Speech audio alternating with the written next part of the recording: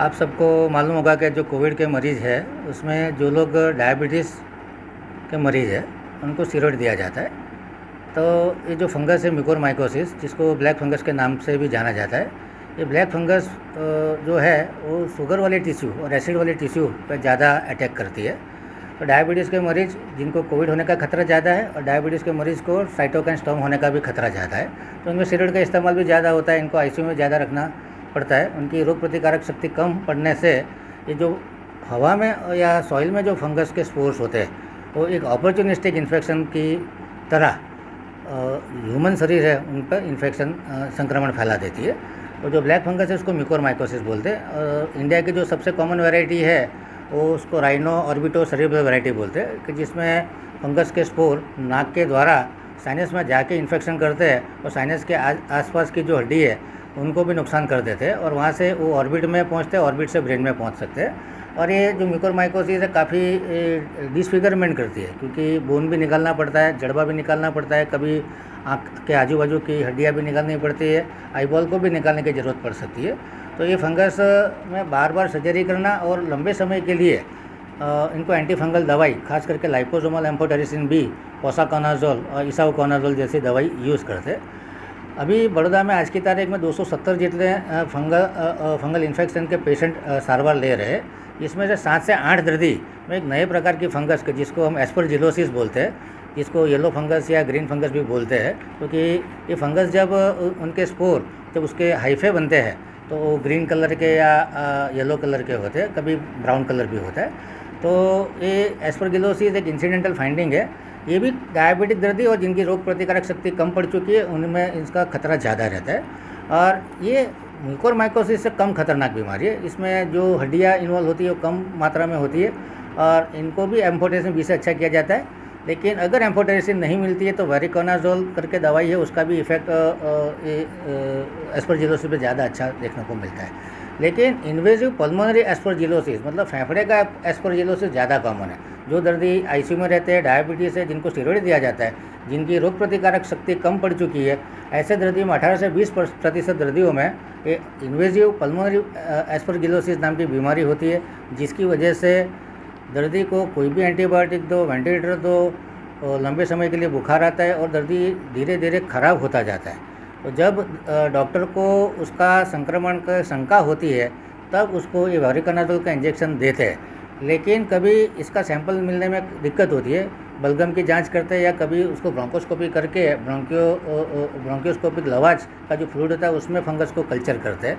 और blood investigation में serum गैलेक्टोमेनन या बीटा डी ग्लूकान, ऐसे 2 सीरम के रिपोर्ट है, उससे भी ये फंगस का डायग्नोसिस हो सकता है। लेकिन रिपोर्ट आने में काफ़ी देरी लगती है। तो आजकल बड़ौदा के डॉक्टर, गुजरात के डॉक्टर सस्पिशन के आधार पर इन्वेजिव पल्मोनरी एस्परजिलोसिस का डायग्नोसिस करते हैं और उसी की ट्रीटमेंट करते हैं। खास करके मैंने बोला इस तरह के जिन लोगों की रोग प्रतिकारक शक्ति कम होती है, डायबिटीज़ होता है, जो लोग लंबे अरसे के लिए स्टेरॉइड की थेरेपी पे है, जिनका किडनी खराब है, जिनका लीवर खराब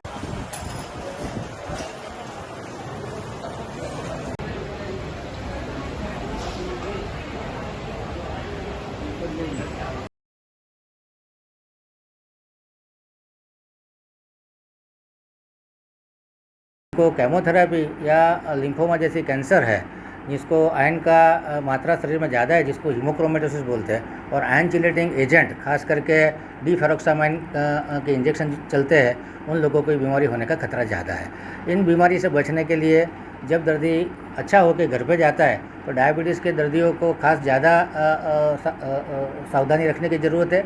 इसमें घर में ज़्यादा रहने की ज़रूरत है। बाहर की हवा में 1 स्क्वायर मीटर में करीब 5,000 से 5,000 जितने फंगल स्पोर होते हैं और घर की हवा में ये फंगल स्पोर 200 से 250 पर क्यूबिक मीटर होते हैं। इसका मतलब ऐसा है कि बाहर की हवा में फंगल स्पोर ज़्यादा है, गर्मी में फंगल स्पोर ज़्यादा हवामान में घूमते हैं। तो बाहर निकलो तब मास्क पहनो, कभी गार्डनिंग का काम किया तो फुल स्लीव का शर्ट, हाथ में ग्लव्स, पैंट और शूज़ पहनने की आवश्यकता है। और जहाँ पे कंस्ट्रक्शन साइट चलती है, जहाँ पे खड्डे खोदे गए, जहाँ पे कचरे का ढगला हो, वहाँ पे जाने से बचना चाहिए। और अपना डायबिटीज़ रेगुलर चेक करें और घर में ग्लूकोमीटर से डायबिटीज़ चेक करें। अगर शुगर ज़्यादा आती है तो फिजिशियन का कंसल्टिंग टेलीमेडिसिन से या पर्सनली जाके डायबिटीज़ का स्ट्रिक्ट कंट्रोल करने की ज़रूरत है, क्योंकि गुजरात में डायबिटीज़ का काफ़ी दर्दी है और कोविड के बाद जो शरीर में लिम्फोसाइट कम हो जाता है उसकी वजह से भी शरीर की इम्यूनिटी कम होती है, तो इसकी वजह से भी इनका fungal infection, opportunistic fungal infection लगने का डर ज़्यादा है।